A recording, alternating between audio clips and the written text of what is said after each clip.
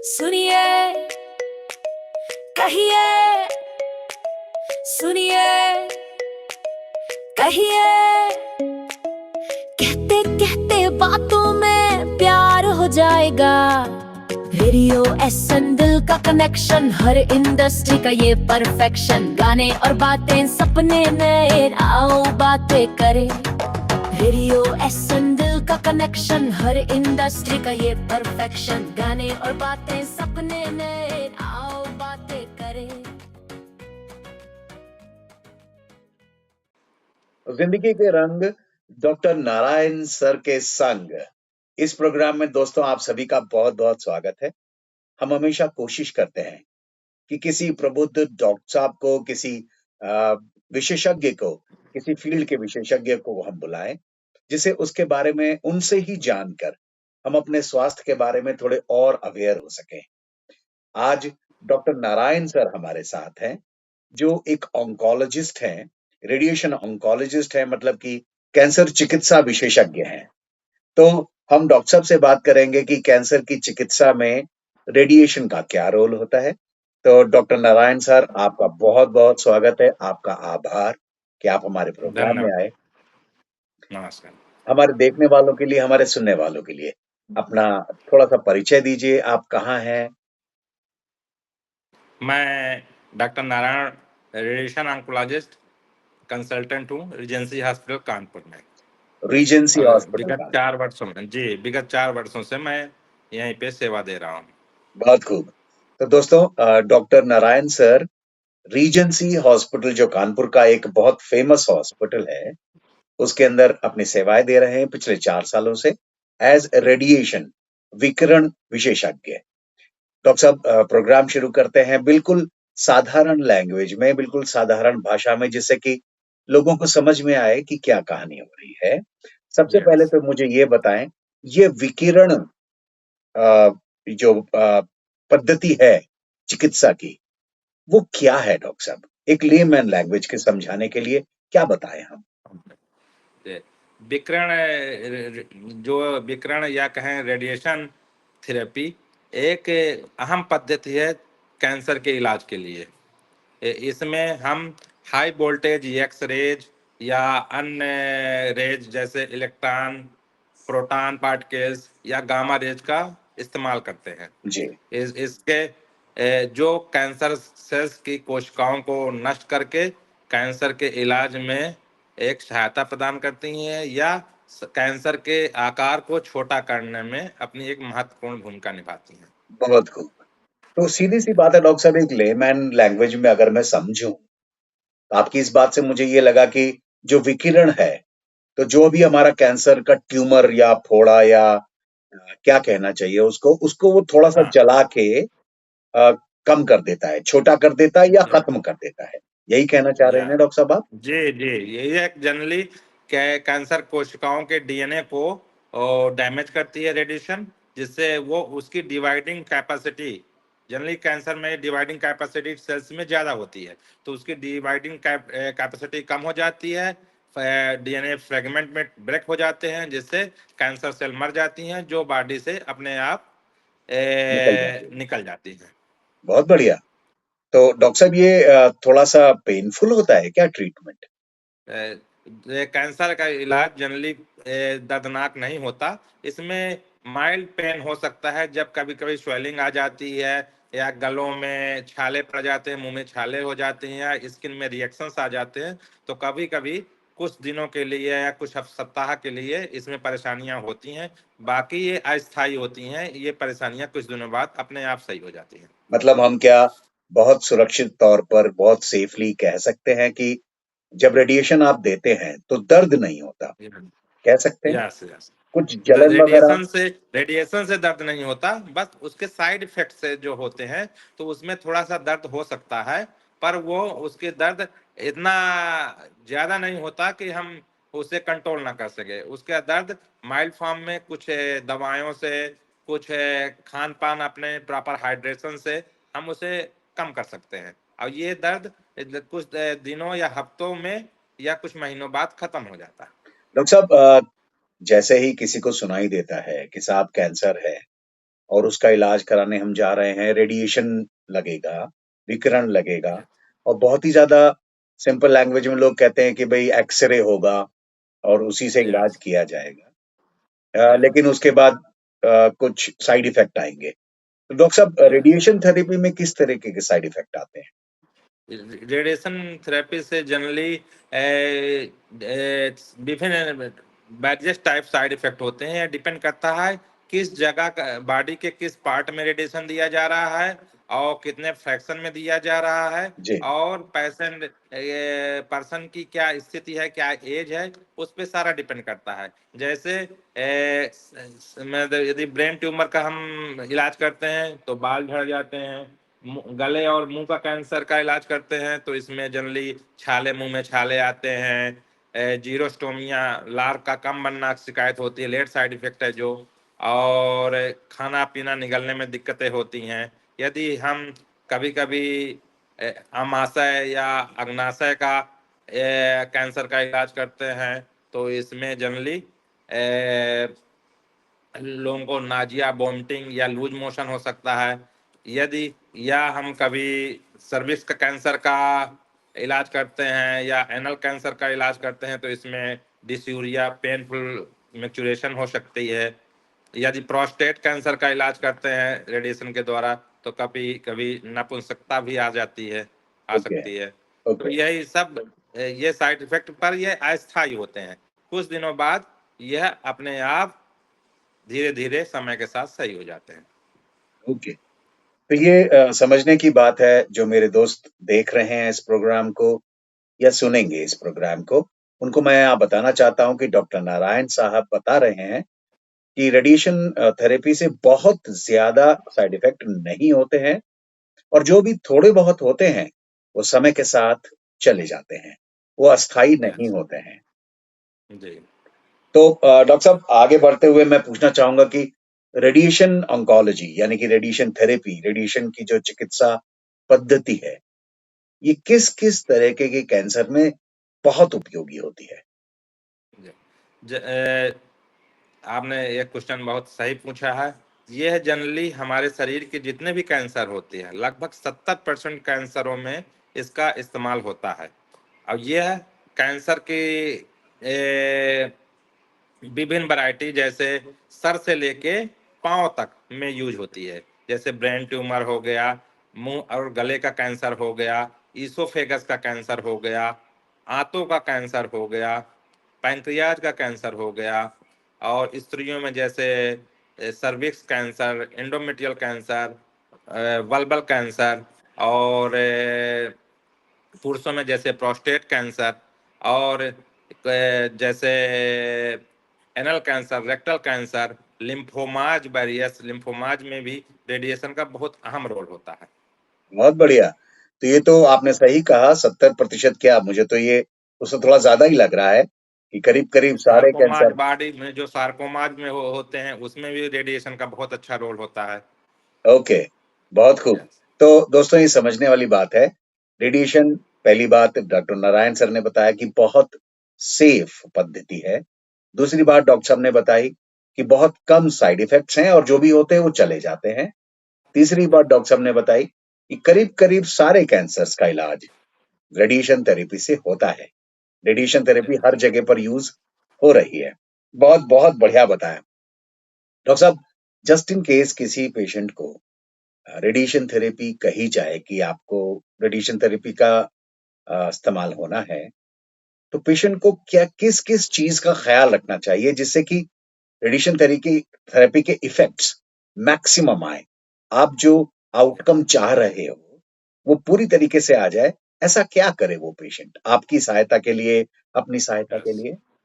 जी। सबसे पहले है कि जो अपना डाइट, पेशेंट को अपनी डाइट मेंटेन रखना चाहिए। High calorie high protein diet okay, और हेल्दी फैट ले, कॉम्प्लेक्स कार्बोहाइड्रेट ले और बैलेंस डाइट ले और प्रॉपर हाइड्रेशन, पानी नियमित रूप से पानी की मात्रा 3 से 4 लीटर लेना चाहिए और अपनी दिनचर्या में योगा और एक्सरसाइज को भी सम्मिलित करना चाहिए जिससे पेशेंट का जो हम ट्रीटमेंट रेडिएशन दे रहे हैं उसका इफेक्ट भी अच्छा आता है और उसके साइड इफेक्ट बहुत कम आते हैं। पेशेंट ओके, अच्छे से टॉलरेट पूरा ट्रीटमेंट ड्यूरेशन जो जनरली ड्यूरेशन होता है 1.5 महीने का, तो वो अच्छे से टॉलरेट कर लेता है, कंप्लीट रेडिएशन करा लेता है। तो इससे उसका सर्वाइवल भी बढ़ता है और इफेक्ट भी अच्छे आते हैं। बहुत बढ़िया। डॉक्टर साहब, तो ये बात तो रही पेशेंट की, कि पेशेंट को प्रॉपर डाइट लेते रहनी चाहिए, अपने आप को खुश रखना चाहिए, एक्सरसाइज करना चाहिए, योगा करना चाहिए, जैसा भी आपने बताया। और ज़ाहिर-सी बात है, जब पेशेंट आपके पास आता होगा, तो आप पूरा चार्ट बना के उसको बताते होंगे, भैया ऐसा-ऐसा खाना, ऐसा-ऐसा स्वस्थ रहना, हँसते-बोलते रहना। ये तो बात रही पेशेंट की। लेकिन यस, पेशेंट के जो केयर गिवर्स होते हैं, यानी कि उनके यस, परिवार वाले, रिश्तेदार, उनको क्या ख्याल रखना चाहिए जिससे कि पेशेंट खुश भी रहे और रिकवरी अच्छी हो? यस। ये कहा जाता है कि पेशेंट के साथ साथ उनके घर वालों का पेशेंट के लिए इमोशनल सपोर्ट बहुत आवश्यक है। पॉजिटिव थिंकिंग रखना चाहिए कि मेरा मरीज एक सही हाथों में इलाज हो रहा है, सही हॉस्पिटल में इलाज हो रहा है, तो इसका कैंसर से ये निजात पा जाएंगे। और उनको हमेशा पेशेंट के सपोर्ट में उनके खाने पीने की प्रॉपर व्यवस्था करना चाहिए, प्रॉपर हाइजीन की व्यवस्था करना चाहिए और उनका अलग एक सेपरेट रूम रख के उसके उनका केयर प्रॉपर केयर। और सबसे बड़ी बात है इमोशनल सपोर्ट बहुत जरूरी है कैंसर सर्वाइवर के लिए। बिल्कुल सही बात है। तो दोस्तों, मेरा कहना यही है, देखिए मैंने जानबूझ के कैंसर पेशेंट के लिए पूछा, उसके बाद कैंसर पेशेंट के साथ जो केयर गिवर्स होते हैं, सपोर्टिंग Yeah. फंक्शंस, परिवार वाले, रिश्तेदार, दोस्त यार, उन लोगों को क्या करना चाहिए, वो चीज़ भी मैंने डॉक्टर साहब से पूछने की कोशिश की। तो ज़ाहिर-सी बात है, एक शब्द इस्तेमाल किया डॉक्टर साहब ने, जो बहुत ही पावरफुल है, वो है इमोशनल सपोर्ट। इमोशनल सपोर्ट की तो ज़रूरत होगी, और बिल्कुल सही बात है, पेशेंट कंप्लीटली ठीक हो सकता है। डॉक्टर साहब, वापस से टेक्निकल पॉइंट पर आते हैं। पुराने ज़माने में रेडियोथेरेपी थी, आज के ज़माने में रेडियोथेरेपी है। दोनों पद्धतियों में क्या फ़र्क आ गया डॉक्टर साहब? यस। पहले के ज़माने में जो मशीनें होती थी वो उतनी उन्नत किस्म की नहीं थी। आजकल की जो मशीनें हैं एडवांस मशीनें आ गई हैं, हम इनमें ज़्यादा फ़ोकस्ड रेडिएशन दे सकते हैं। पहले की मशीनों में एक कोबाल्ट सोर्स यूज़ होता था जनरली एक्सटर्नल बीम रेडियोथेरेपी में या ब्रैकीथेरेपी में। आज के ज़माने में कोई सोर्स नहीं यूज़ होता। हम वहीं एक्स-रेज़ और इलेक्ट्रॉन बीम या प्रोटॉन बीम तैयार करते हैं और ये ज़्यादा फ़ोकस्ड रेडिएशन देते हैं, जिससे हम ट्यूमर किलिंग को बढ़ा देते हैं और आसपास के जो स्वस्थ कोशिकाएँ हैं, ऊतक हैं, उनको बचा लेते हैं, जिससे साइड इफ़ेक्ट कम आते हैं और क्योर रेट बढ़ जाता है। जी, जी, तो बहुत यह बढ़िया। आजकल की मशीनों में ये सब टेक्नोलॉजी आ गई हैं, शील्डिंग आ गई है कि हम अगल-बगल के जो स्ट्रक्चर जहाँ रेडिएशन की आवश्यकता नहीं है, उन ऑर्गनों को हम बचा ले जाते हैं। अब क्या हो रहा है ना डॉक्टर साहब कि गूगल बाबा बहुत ज़्यादा पावरफुल हो चले हैं। अब पेशेंट जो है या उसके जानने वाले, वो गूगल कर लेते हैं, तो 3-4 चीज़ें निकल के आ रही हैं। एक होता है आईएमआरटी, एक होता है आईजीआरटी, एक फोटोन थेरेपी। तो ज़ाहिर-सी बात है, वो आधा-अधूरा ज्ञान होता है उन लोगों के पास। तो इस चीज़ को यस। थोड़ा-सा कन्फ्यूज़न को दूर कर दीजिए डॉक्टर साहब। ये 3 चीज़ें क्या हैं? हाँ। जनरली ये IMRT, rapid arc, proton therapy, यह एसबीआरटी, एसआरएस, ये टेक्निक्स हैं जो रेडिएशन में हम यूज करते हैं। जी, इसमें इन सब टेक्निकों से यही बेनिफिट ज्यादा हो कि हम जिस पार्ट को, जिस शरीर के पार्ट में ट्यूमर है, उस पार्ट को ज्यादा से ज्यादा डोज दे सकें और अगल बगल के जो स्ट्रक्चर्स हैं, टिश्यूज हैं, सेल्स हैं, उन्हें हम बचा सकें।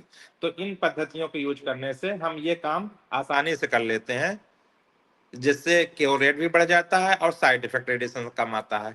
तो ये पद्धतियां एक उन्नत किस्म की होती हैं, जो आज की लिनाक मशीनों द्वारा हम इसे प्राप्त कर लेते हैं। बहुत बढ़िया, बहुत बढ़िया। वैसे डॉक्टर साहब, इस तरीके के जो भी इलाज आप रिकमेंड करते हैं या करते हैं, उनकी अवधि कितनी होती होगी? जनरली जो हम इस तरह के इलाज की अवधि होती है 1 वीक से 7 वीक तक जनरली इसमें समय लगता है। बाकी जो उसका ड्यूरेशन ड्यूरिंग ट्रीटमेंट होता है वो 5 से 10 मिनट ऑन काउच होता है। अच्छा, ओके, ओके। अच्छा, मतलब जिस वक्त रेडिएशन लगेगा 5 से 10 मिनट ही लगेगा। अब यस और यस एक अंदाजा है कि करीब करीब 1.5 महीने तक थेरेपी चलेगी, मतलब yes yes yes not every single day, या हर दिन या लगेगी? ये जनरली मंडे टू फ्राइडे होती है, बाकी सैटरडे संडे अवकाश होता है, जी जिससे हम जो स्वस्थ ऊतक हैं, जो स्वस्थ हेल्दी टिश्यूज हैं, सेल्स हैं, उन्हें रिपेयर का मौका मिल सके, जिससे साइड इफेक्ट कम हो। तो जनरली ये इंटरनेशनल प्रोटोकॉल है कि सैटरडे संडे रेडिएशन नहीं होना, जी। जिससे हम साइड इफेक्ट कम से कम मरीज को दे सकें। ओके, बिल्कुल ठीक है। और यस बिल्कुल, बिल्कुल, बहुत बढ़िया। तो डॉक्टर साहब, और एक अंदाजा बता पाएंगे सर, वैसे ये अ, मतलब सवाल पूछना, मतलब इस पूरी थेरेपी में सब, वैसे तो हर कैंसर, हर इंडिकेशन की डिफरेंट डिफरेंट थेरेपी होती होगी, लेकिन मोटे-मोटे तौर पर कितना खर्चा आता होगा सर? जनरली ये तो निश्चित नहीं कह सकते, पर जी, डिपेंड करता है किस टेक्निक से करा रहे हैं, और कहाँ पे करा रहे हैं, और जी, किस आर्गन का मतलब वो हो रहा है, इलाज हो रहा है, किस ट्यूमर का इलाज हो रहा है। डिफरेंट वैरायटी का अलग अलग कैंसर आते हैं, निश्चित नहीं है। और सरकारी संस्थानों में अलग खर्चा आता है, प्राइवेट में अलग आता है, तो कोई निश्चित नहीं है, मैं समझ गया आपकी इसे बात। एग्जैक्ट नहीं बोल सकते। मैं समझ गया बात यस आपकी डॉक्टर साहब। और रेडिएशन थेरेपी से कौन से कैंसर में सबसे ज़्यादा बढ़िया रिज़ल्ट आता है? यस रेडियोथेरेपी जनरली जो हमारे लिम्फोमाज होते हैं, लिम्फोमाज हो गए और ब्रेन ट्यूमर हो गए, ये बहुत रेडिएशन सेंसिटिव ट्यूमर होते हैं, इनमें बहुत अच्छा रिजल्ट आता है। Very nice. और जैसे ब्रेस्ट कैंसर हो गया, उसमें बहुत अच्छा रिजल्ट आता है, प्रोस्टेट में बहुत अच्छा रिजल्ट आता है, इन सब कैंसरों में बहुत अच्छा रिजल्ट आता है। कुछ कैंसर जैसे बोन ट्यूमर हो गए, इनमें थोड़ा सा कम रिस्पांस आता है। और किडनी के ट्यूमर हो गए, इंटेस्टाइनल ट्यूमर हो गए, इनमें थोड़ा सा रेडिएशन का रोल कम होता है। ओके, बिल्कुल ठीक बात है डॉक्टर साहब। तो रेडिएशन थेरेपी से संबंधित कोई और ज़रूरी बात जो आपको लगता है लोगों को जाननी चाहिए, जनरल अवेयरनेस में होनी चाहिए? पेशेंट्स को तो ख़ैर आप बताते ही हैं, और उनके जो केयर गिवर्स हैं, उनको भी बताते हैं। लेकिन जनरल लोगों को रेडियोथेरेपी के बारे में कुछ बताइए, क्या जानना चाहिए उन्हें? जी, जनरली रेडिएशन में मिथक, कुछ समाज में भ्रांतियां हैं, मिथक हैं, ये इन चीज से बचना चाहिए। जैसे रेडिएशन से लोग बोलते हैं कि बाल परमानेंट बाल चले जाते हैं, ऐसा नहीं है। बाल कुछ दिनों बाद फिर आ जाते हैं। और यह लोग कहते हैं कि इससे शरीर जल जाता है, यह भी मिथक है। कुछ रेडिएशन डर्मेटाइटिस होती है, वो समय के साथ 3-4 महीने बाद फिर नॉर्मल स्किन आ जाती है। छाले बहुत ज्यादा पड़ते हैं, लोग खाना पीना नहीं खा पाते, और पर यह भी अस्थायी है, कुछ दिनों बाद, 1.5 से 2 महीने के बाद यह छाले म्यूकोसाइटिस कम हो जाती है, फिर आदमी खाना शुरू कर देता है। और ये इससे जान का कोई खतरा नहीं होता। हम फ्रैक्शनेटेड रेडिएशन यूज करते हैं, 1.2 टू 8 ग्रे पर फ्रैक्शन, 1.2 टू 2 ग्रे पर फ्रैक्शन यूज करते हैं, और 1.5 महीने तक सतत करते हैं। तो इससे कोई बॉडी का ज्यादा नुकसान भी नहीं होता, और कोई बॉडी में ज्यादा घातक साइड इफेक्ट नहीं होते।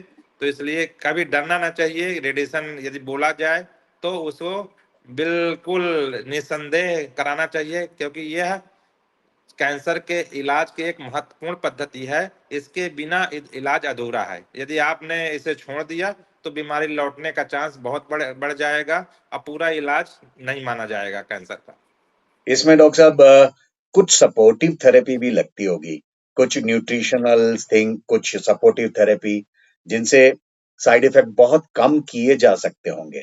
ऐसी यस कुछ-कुछ नया इज़ाद हुआ, ऐसी कोई नई चीज़ें आई, जिससे आपको हाँ अपने पेशेंट को इलाज जी करने में मदद मिली?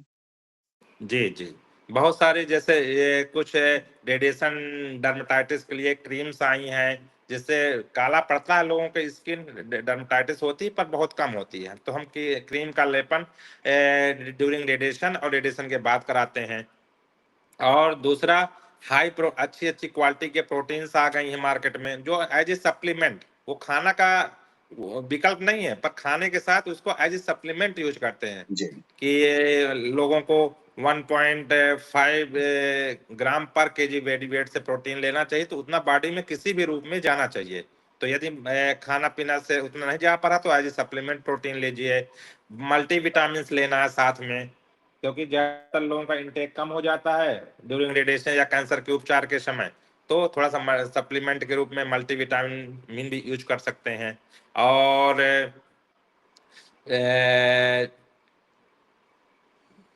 इतना ही। ओके, तो सपोर्टिव थेरेपी भी बहुत सारी पेशेंट्स की जानकारी के लिए अवेलेबल हैं, जो उनको Yes. न्यूट्रिशनल वैल्यूज देती हैं। म्यूकोसाइटिस के लिए आपने बताया, जीरोस्टोमिया के लिए आपने बताया, हैंड एंड फुट सिंड्रोम के लिए भी आपने बताया, तो कई सारी Yes. चीजें हैं। और दूसरा एक और है gargle. Gargle head neck cancer में गार्गल का बहुत बड़ा, माउथ वॉश का बहुत अहम रोल होता है, जी इसलिए बेकिंग सोडा और साल्ट से हम लोग गार्गल कराते हैं। एक बेंजिडामीन होता है गार्गल, उससे हम रेगुलर 10 से 12 बार माउथ वॉश कराते हैं, तो जिससे रेडियंस लोगों को म्यूकोसाइटिस की भी शिकायत आती है, पर देर में आती है, जी, जिससे पूरा रेडिएशन आदमी टॉयलेट बढ़िया से कर लेता है। ठीक है। म्यूकोसाइटिस हुआ, म्यूकोसाइटिस का मतलब दोस्तों को मैं समझाना चाहूंगा कि मुंह में छाले पड़ जाना, मोटी मोटी बात। यस। तो उससे थोड़ा सा थूक निकलने में या पानी पीने में या खाना खाने में परेशानी होती है। लेकिन यस। लेकिन जैसा डॉक्टर साहब ने बताया, ये गार्गल हुए या इस तरीके की न्यूट्रिशनल चीजें हैं जो हम लेते रहेंगे, तो म्यूकोसाइटिस से भी तकलीफ हमारी बिल्कुल मिनिमाइज हो सकती है। बहुत खूब। Yes. Thank you so very much doctor Narayan sir, बहुत बहुत आभार कि आप हमारे इस प्रोग्राम में आए। आपसे जो कुछ भी सुना, बहुत सारे पेशेंट्स को, बहुत सारी जनता को ये पता चलने वाला है कि ये कोई ड्रेडेड डिजीज नहीं है, ये कोई खतरनाक चीज नहीं है, पेनलेस है एक तरीके से देखा जाए तो, बहुत कम साइड इफेक्ट्स के साथ, बहुत सेफ है, दर्दनाक नहीं है। तो खुशी खुशी अपना ट्रीटमेंट कराइए और अच्छी सी जिंदगी जिए। तो चलते चलते, बाकी मैं एक और चीज बताना चाहता हूँ जी मरीजों को प्लीज प्लीज। कि सबसे कैंसर में कैंसर से बचाव फर्स्ट जरूरी कि आपको अपने खान पान में नशा पत्ती का सेवन कम करना चाहिए, धूम्रपान का सेवन कम करना चाहिए, अल्कोहल कम लेना चाहिए, और हाई फाइबर डाइट इस्तेमाल करना चाहिए, और रेगुलर योगा एक्सरसाइज को सम्मिलित करना चाहिए, जिससे कैंसर हो ही ना। या prevention is better than cure. Sure. तो यदि हो जाता है तो फिर आपको जल्द से जल्द early diagnosis and treatment, early treatment तो आप कराएंगे तो उसका क्योर रेट भी बढ़ेगा और उसका लौटने की दर भी बहुत कम हो जाएगी। तो जल्द से जल्द यदि कुछ संभावना कैंसर के लक्षण आते हैं बॉडी में, तो आसपास के जो वेल क्वालिफाइड फिजिशियन है, सर्जन है, उन्हें जल्द से जल्द दिखा के डायग्नोसिस बनवा के किसी अंकोलॉजिस्ट के पास जाके जल्द से जल्द इलाज करवाना चाहिए। ये सबसे महत्वपूर्ण बात है। बिल्कुल ठीक। बस डॉक्टर साहब, मैं यही आपसे गुजारिश करना चाह रहा था, प्रार्थना करना चाह रहा था कि चलते चलते हमारे सुनने वालों के लिए, हमारे देखने वालों के लिए ये संदेश दे दें कि पहले बच लें, बाकी जी। अब हो गया तो आप बैठे हैं, कोई तकलीफ नहीं है, आप हमें बचाने के लिए, आपके हाथों में हम सुरक्षित हैं, कोई तकलीफ नहीं है, लेकिन बचाव तो सब पहले ज़रूरी है। दोस्तों ख़्याल यस। कीजिएगा, डॉक्टर साहब ने भी इस चीज़ पर जोर दिया है। डॉक्टर साहब थैंक यू वेरी मच, बहुत-बहुत आभार है थैंक यू। आपका, बहुत-बहुत शुक्रिया। Thank you. हाँ, हाँ, धन्यवाद।